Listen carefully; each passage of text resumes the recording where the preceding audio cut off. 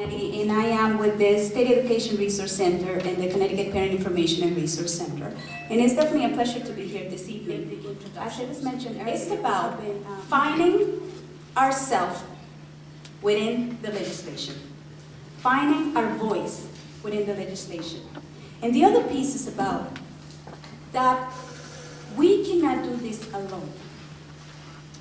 The law was put together with a collective effort to ensure that the agenda, our agenda, is met. So let's talk about that agenda for a second. What is our agenda? Our agenda is Connecticut's children and families to ensure their success. So that's our agenda. We have an achievement gap in Connecticut. Many of us are very aware of it. So we need to ensure that within a collective effort, we begin to chip away to eradicate that achievement gap.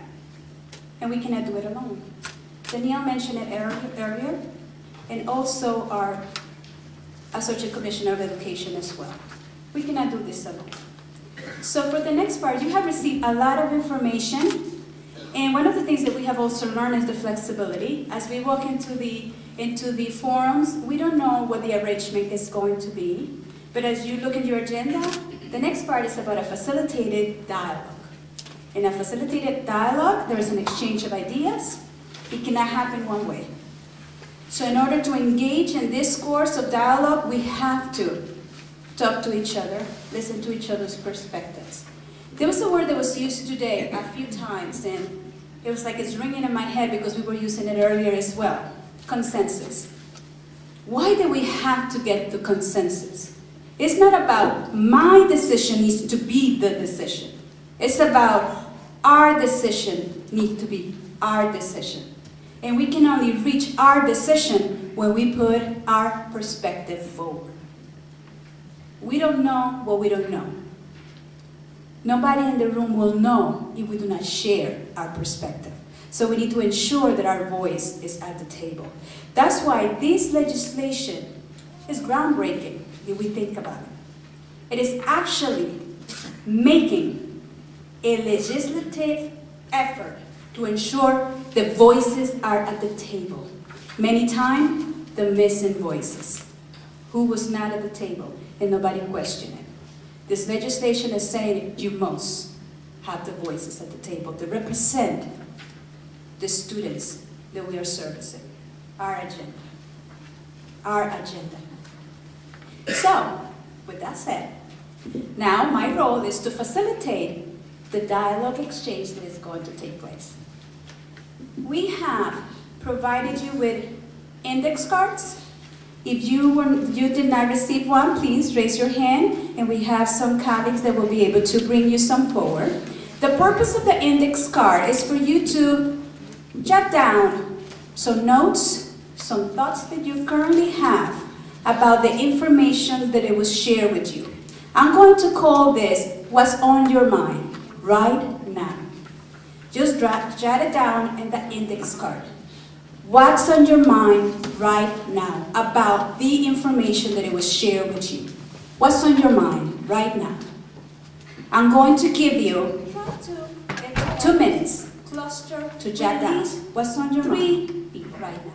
At least 3 people. You can do more, but at least 3 people.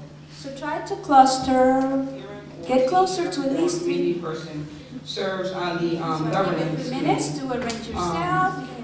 It seems as if there may be just a little, I don't know, confusion as far as it takes up until the 3rd year where that governance may be able to vote whether or not the school gets reconstituted or not. Doesn't seem quite fair. So that was my concern. So they could conceivably be there for 4 years and be part of that voting in the 3rd year if that comes to pass. The parents have to be parents of students that are currently in the school. So we'd have to keep that in mind.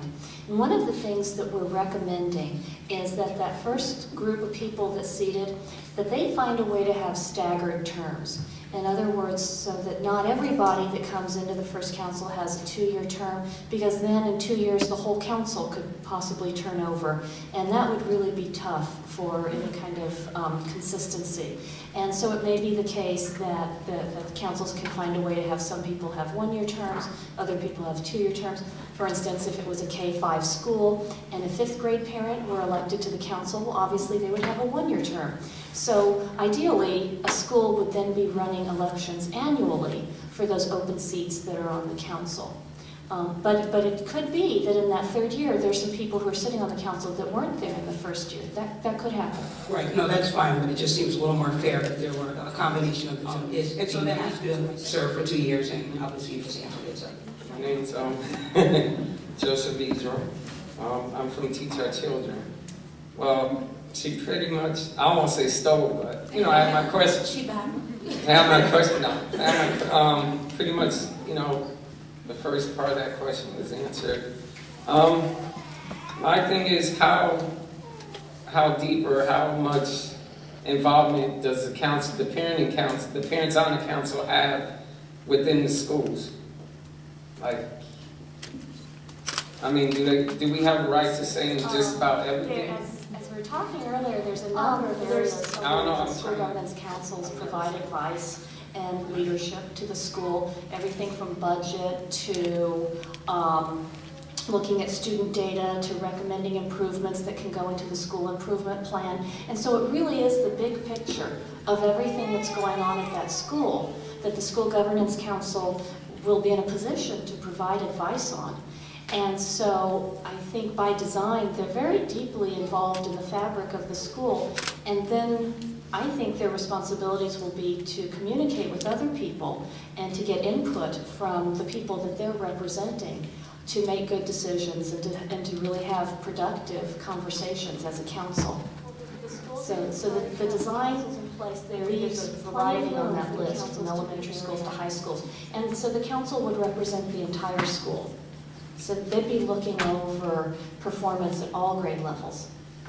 Okay, is it going to apply to all towns, or is it just certain towns and certain cities in Connecticut? Well, right now, the way the law is written, it only applies to certain schools in certain cities. There's a total of 198 schools that met the criteria laid out in the law that have to have school governance. 3 of the schools that are required to have the student government, the councils implemented by January 2011 in Bridgeport have already been reconstituted. And I'm referring to the slide where it says a council cannot vote to reconstitute a school if it was already reconstituted for another purpose. So what are your options if the 3 years, in that 3-year window, and they've already been reconstituted? Have already been reconstituted because they're participating in a federal grant that requires them to create a new model in their school, and using those models that are in the other slide, the models that are approved by the federal government. So those 14 schools on the January list cannot be reconstituted again because they're currently being reconstituted right now. So those first councils in those schools, their service will be slightly different. They won't have that option in 3 years to make that recommendation. But those are the only schools that fall into that category. So in other words, the schools that are on the November list, those councils in 3 years would have the option to recommend reconstitution. You know what, I'm sorry. We understand that, but we don't understand what that means, really. Like, if they don't have the option to recommend reconstitution, what really happens to those schools at the end of the 3 years? Are there other options, and who controls them? Well, in the law, the School Governance Council has all of the responsibilities that are laid out to provide advice in all those different ways and to work with the school administration on improvement. The only difference is that in those 14 schools that are on the January list, they're already participating in reconstitution as it's defined in the law. They're taking one of those federal models that's on one of my slides There's turnaround schools, there's restart models. So those 14 schools are already implementing one of those models on that list. And so then there's language in the law that says if they're already being reconstituted, that they can't be reconstituted again. So that applies to those schools, just those 14. Thank you. Thank you. If I could just pause for a second, and you can stay right there. Thank you. My name is Gary. I mean, the SPMT require us to change the name from SPMT to School Governance Council, or if we have what we call team leadership councils in our school. Does the law require us to change the law talks about the functions that the councils have to serve, and that the schools have to have school governance councils. I think in our role of the State Department of Education, as we're looking at what the schools are doing, if they've determined that there's another title for that group that works better in that school, I think we would definitely try to work with that. So as we were saying earlier, as Dr. Brown was saying, the name of the group is secondary to the function of the group. Thank you. Thank you. I don't have a lot of my name is Karina McDonald in the fact that SPMTs work well for parents. The schools tend to have more control and when they're going to have those meetings and that sort of thing. And then also too, parents not necessarily being trained very well how to advocate for themselves. So when I'm looking at what you're presenting here today, I'm again suspect about the fact, and as we were discussing, the three of us had concerns about the parent power.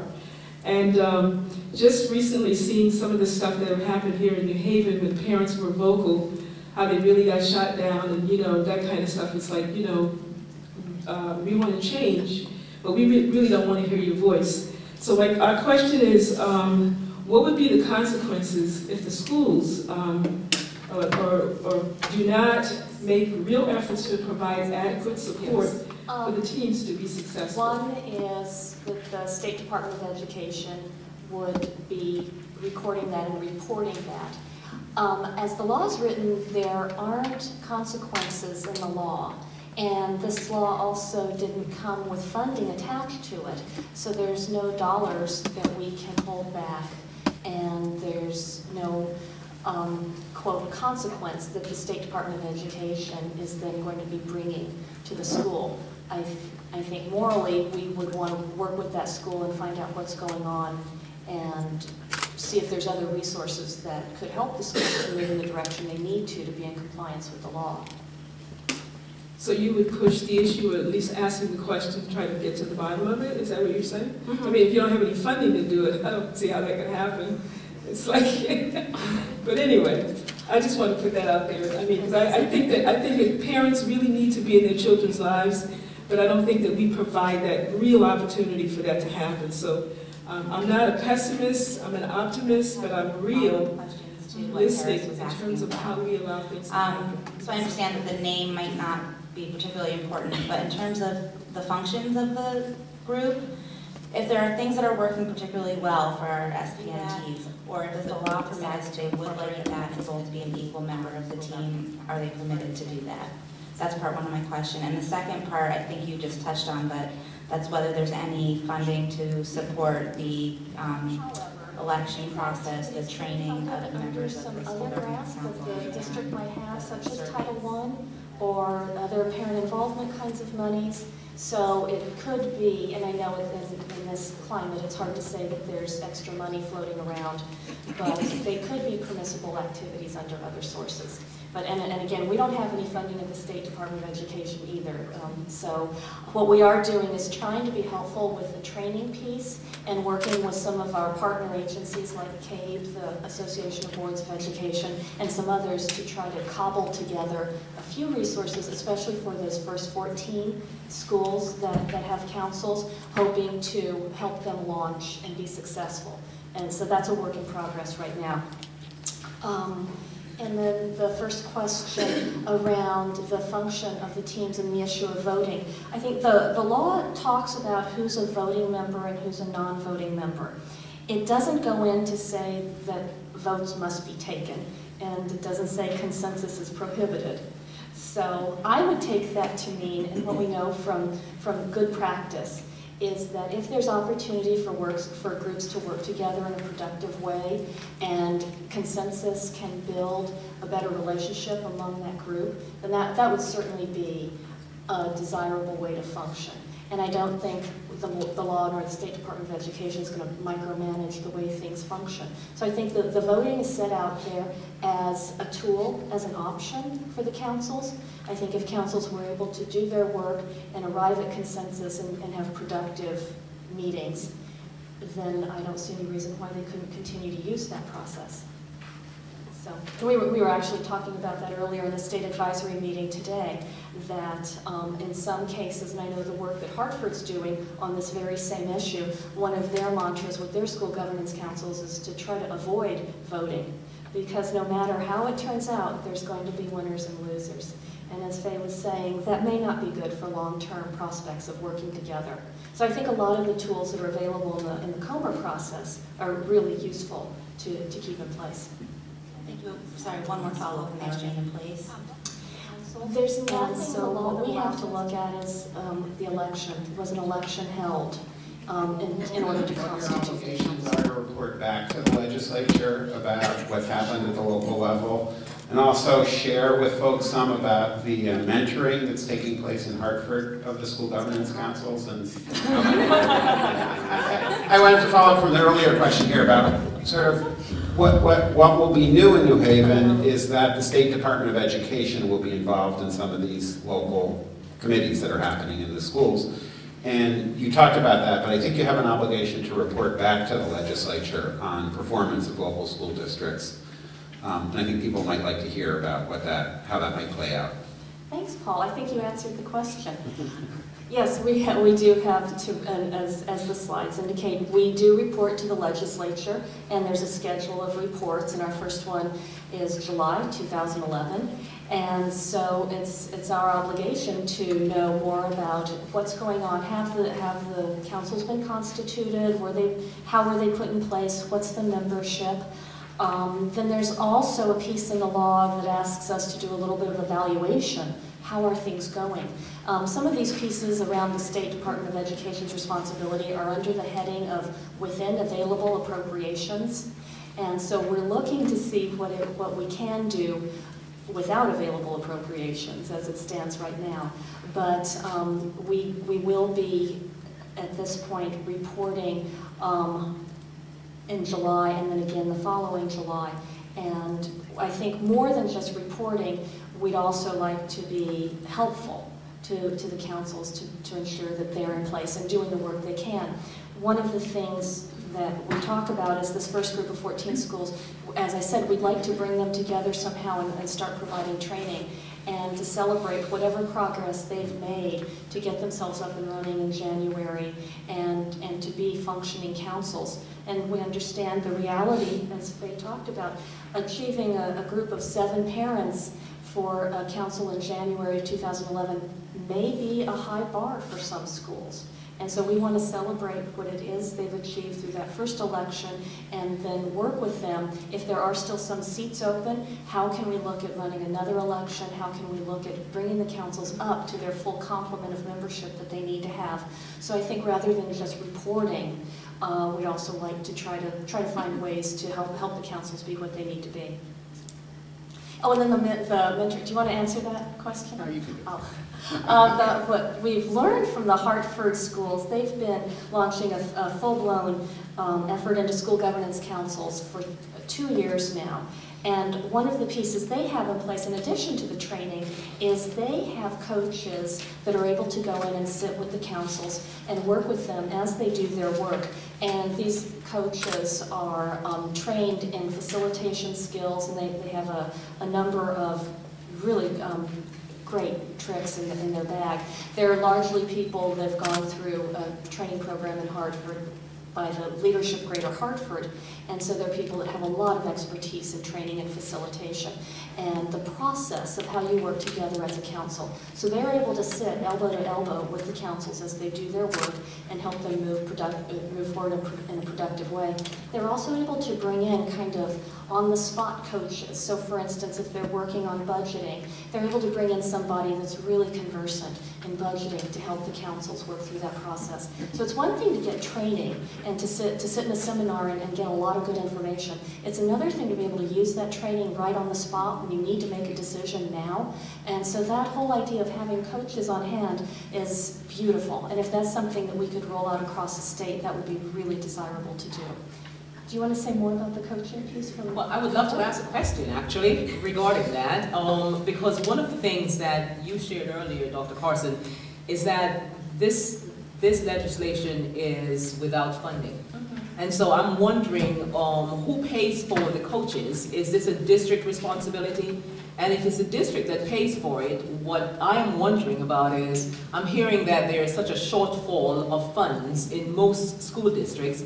And so I'm just wondering where schools are really struggling right now to find funds even to keep the teachers on board and to pay for curricular programming and so forth.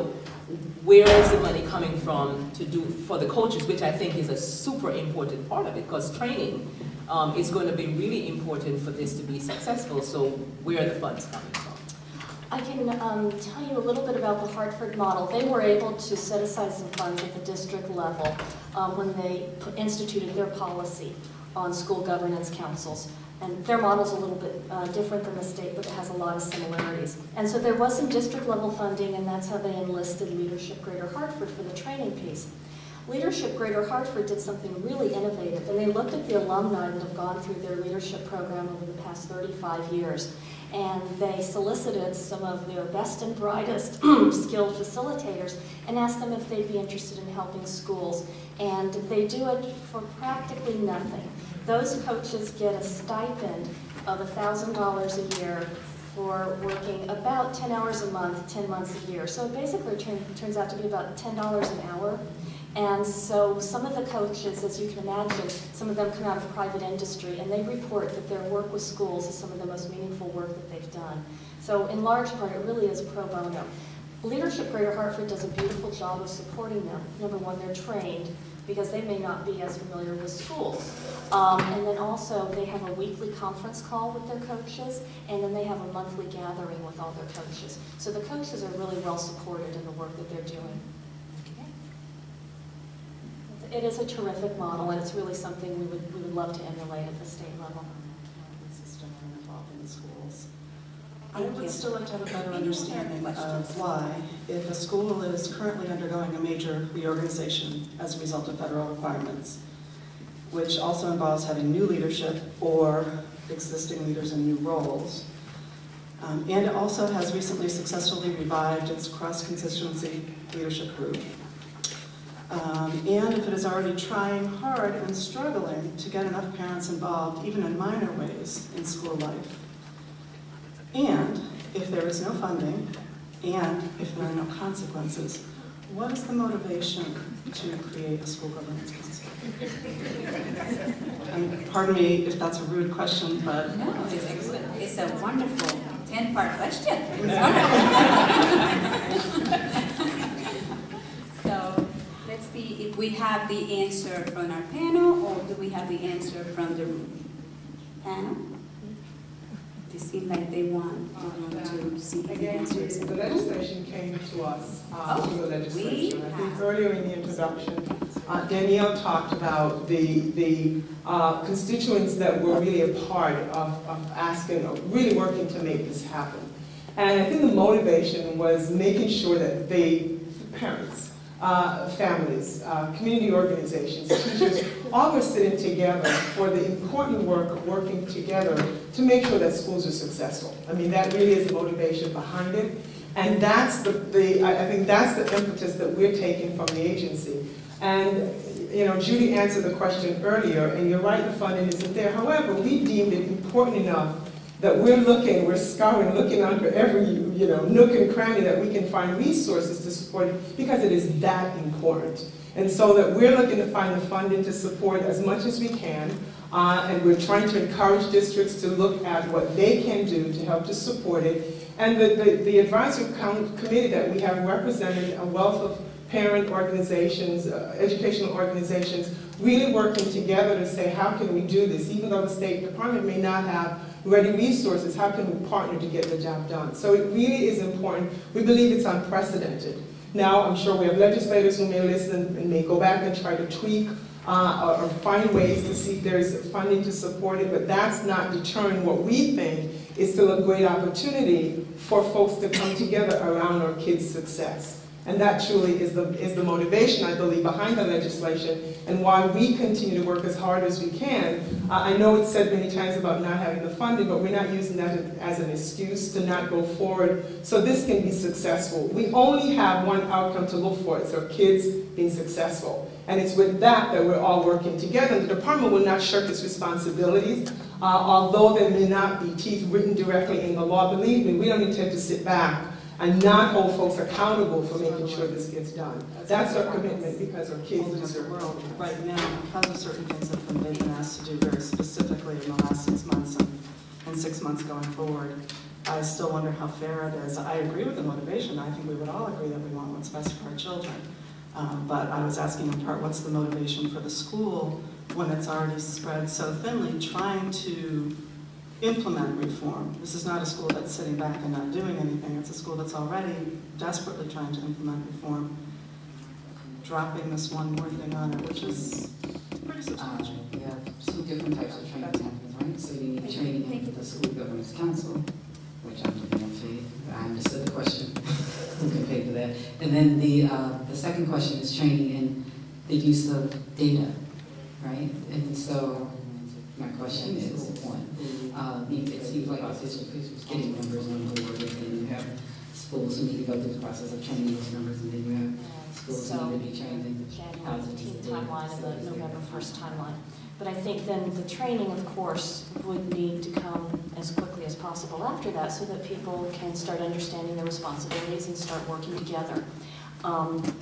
And we, as I said earlier, we're working with some other state partners to try to craft some training that can be offered to those first 14 schools. We don't have that totally nailed down, but that, as Charlene Russell Tucker just mentioned, that's coming out of other sources that we're trying to identify, independent of this law. So in the end, the law does state that the training is the responsibility of the local Board of Education. So that's really where that responsibility rests. But we know in talking to local boards, they're open to having assistance with that.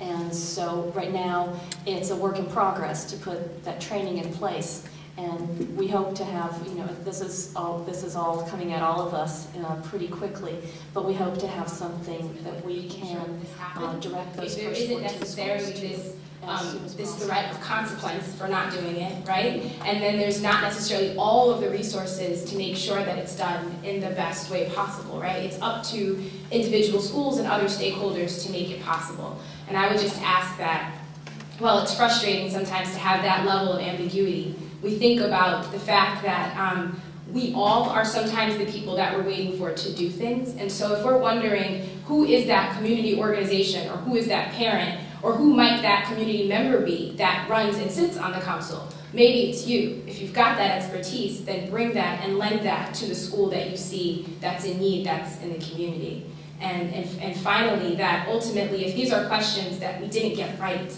that that's not the end of it. There's the opportunity, there's another session. So maybe what needs to happen is that a set of amendments need to be made to this initial piece of legislation to make it workable for schools that are already doing something. And my last thought is we should be focusing on the spirit of the law and not the letter. So if you're already doing remarkable things in parent leadership at your school, then focus on fulfilling the spirit of the law, which was to incentivize that to happen. and don't worry about if this particular aspect of it can't be fulfilled. You're doing your I'd like to encourage you to visit the department's website. They update that information constantly in reference to questions and information about the procedures for the guidance, for the school governance councils. And on behalf of the State Department of Education, our co-sponsor for this evening, and also every single individual that helped put this together, I wanted to say thank you so much for coming and looking forward for more opportunities. Thank you so much.